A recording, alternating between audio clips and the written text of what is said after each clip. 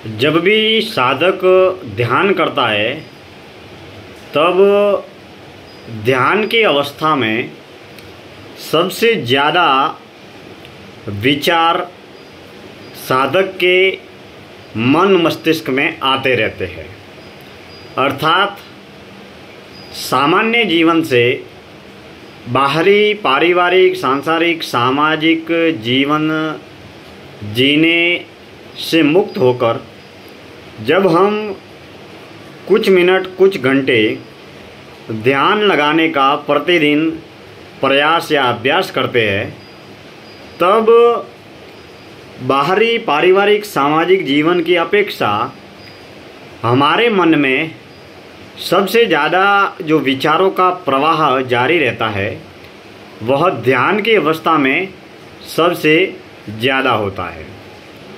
इस बात को स्पष्ट रूप से समझने के लिए हमें सबसे पहले इस विषय को समझना होगा कि ध्यान है क्या और सामान्य बाहरी सांसारिक जीवन जीते वक्त कितने विचार आते हैं और जब ध्यान की अवस्था में जब हम होते हैं तब कितने विचार आते हैं। अमूमन आप देखेंगे कि जब भी हम ध्यान लगाने का प्रयास करते हैं तो ध्यान लगाने के बाद में हमारे मन में विचारों का एक अनंत ज्वार भाटा जारी रहता है। इससे पूर्व हम ये समझते हैं कि ध्यान है क्या। हालांकि ध्यान के विषय में कई विषयों पर हम जीवन दर्शन यात्रा में सार्थक अनुभव से जुड़ा हुआ चिंतन करते रहेंगे। प्रथम सवाल ये है कि ध्यान करते वक्त हमारे मन में सबसे ज़्यादा विचारों का जन्म क्यों होता है और कैसे होता है। इस प्रश्न का जवाब तलाश करने के लिए सबसे पहले हमें ये समझना होगा कि ध्यान है क्या। दरअसल बाहरी पारिवारिक सांसारिक सामाजिक बहिर्मुखी जीवन को जीते वक्त हमारा देह क्रिया करता रहता है, चलता है, फिरता है, घूमता है, बोलता है, देखता है, सुनता है। तो बाहरी बहिर्मुखी जीवन को जीते वक्त हमारी तमाम तरह की पंच इंद्रियां सतत बाहरी दिशाओं में सक्रिय होती है। अर्थात हमारी संपूर्ण इंद्रियां, कर्मेंद्रियां और अपने संपूर्ण ऊर्जा शक्ति बाहरी बहिर्मुखी दिशाओं में बहती रहती है। उस समय हमारी आंखें भी खुली रहती है तो बाहर से हम जो भी देखते हैं उनके बारे में हमारे मन में विचार आते रहते हैं। हमारे हाथ पैर भी चलते हैं, घूमते हैं, फिरते हैं, बोलते हैं, देखते हैं, सुनते हैं, कानों के माध्यम से भी हम सुनते रहते हैं।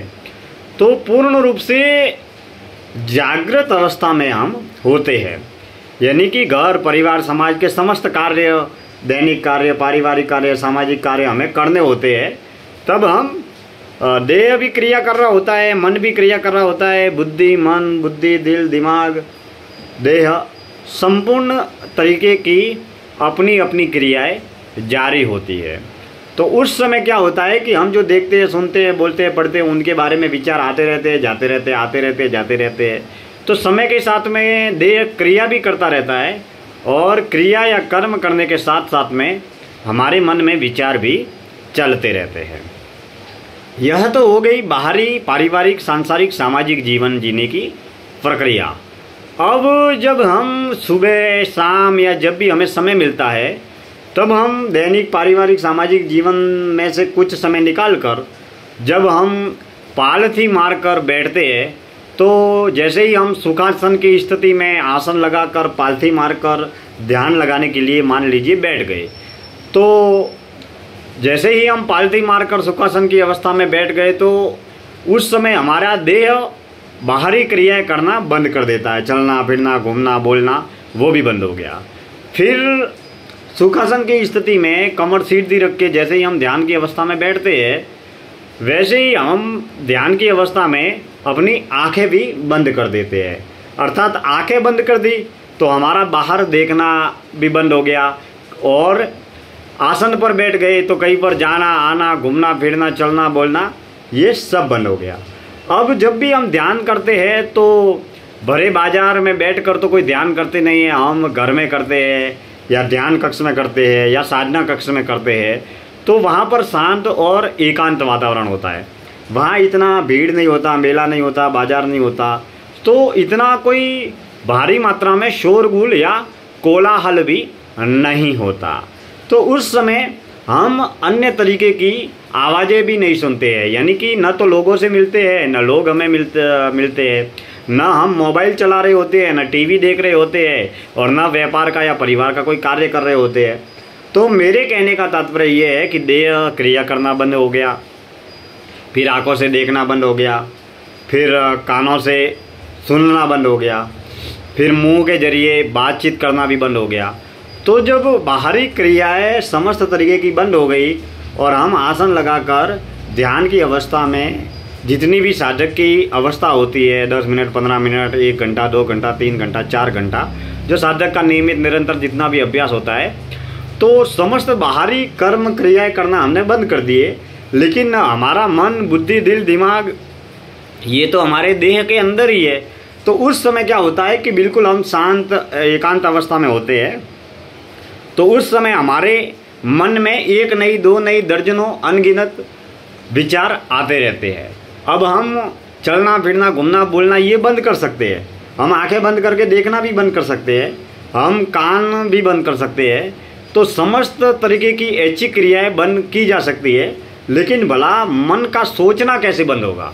जब हम आसन लगाकर ध्यान की अवस्था में बैठते हैं तो हमारा मन सोचना नियमित निरंतर जारी रखता है। तो ध्यान की अवस्था में सबसे ज़्यादा जो हमारे मन में बहुत ज़्यादा विचार आते हैं, इसके पीछे मूल वजह ये है कि समस्त क्रियाएं बंद हो जाती है। जब बाहरी जीवन जीते हैं तो हम देखते हैं, सुनते हैं, तो एक के बाद में दूसरा विचार, दूसरे के बाद में तीसरे विचार, तीसरे के बाद में चौथा विचार, तो हम कार्य के प्रति भी समर्पित होते हैं। हमारा ध्यान कार्य की होता है, संसार की तरफ होता है, व्यापार में, परिवार में होता है। तो और हमारा ध्यान विचारों की ओर इतना जाता नहीं है। लेकिन जब हम ध्यान की अवस्था में होते हैं तो हमारा पूरा ध्यान विचारों की ओर केंद्रित हो जाता है। तो एक के बाद में दूसरा विचार, दूसरे के बाद में तीसरा विचार, तीसरे के बाद में चौथा विचार। तो विचार तो उस समय भी आते हैं, जागृत अवस्था में भी, लेकिन उस समय बेहोशी की अवस्था में हम जीवन को जीते हैं, इतना विचारों के प्रति इतना सजग नहीं होते। लेकिन ध्यान की अवस्था में हम सबसे ज़्यादा अपने विचारों के प्रति सजग होते हैं, जागरूक होते हैं, होशपूर्ण रहते हैं। क्योंकि उस समय दूसरा तो हमारे पास में किसी भी प्रकार का कोई भी कार्य नहीं होता है।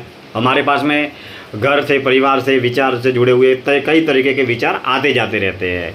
अब अमूमन ध्यान की अवस्था में एक और अनुभव आपको मिलेगा कि जब भी आप ध्यान करेंगे तो आज आपने जो कार्य किया है या ध्यान करने से पहले आपके साथ में जो भी किसी के साथ में व्यवहार हुआ है, बोलचाल हुई है, या पूरे दिन में आप किन किन लोगों से मिले हैं, क्या बातचीत करें, तो जो तरोताज़ा विचार आते हैं वो ध्यान में सबसे ज़्यादा सबसे पहले आते हैं। तो ध्यान की अवस्था में हमें अपने विचारों को सजगतापूर्वक, होशपूर्वक और पूर्ण रूप से जागरूकता के साथ में होश की अवस्था में उन विचारों को देखना चाहिए। और उसी के साथ में हमें उन विचारों को साक्षी भाव से देखना चाहिए। विचार सकारात्मक भी आएंगे, नकारात्मक भी आएंगे, अच्छे भी आएंगे, भले भी आएंगे। किसी भी विचार को स्वीकार भी न करें और किसी भी विचार का तिरस्कार भी न करें, यानी कि किसी विचार के प्रति प्रेम भी नहीं हो और किसी विचार के प्रति राग द्वेष का भी भाव न हो।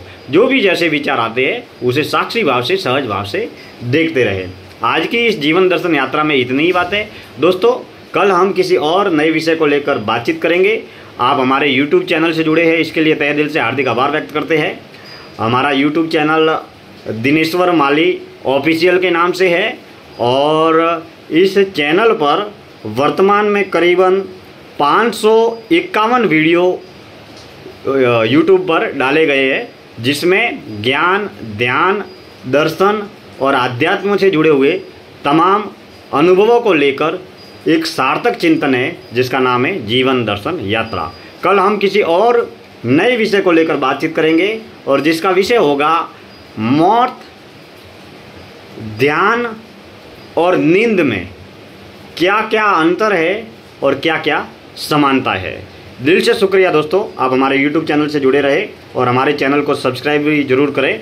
मैं वक्ता, उद्घोषक और विचारक दिनेश्वर माली, मुंबई, आपका तहे दिल से हार्दिक आभार व्यक्त करता हूँ। बहुत बहुत धन्यवाद।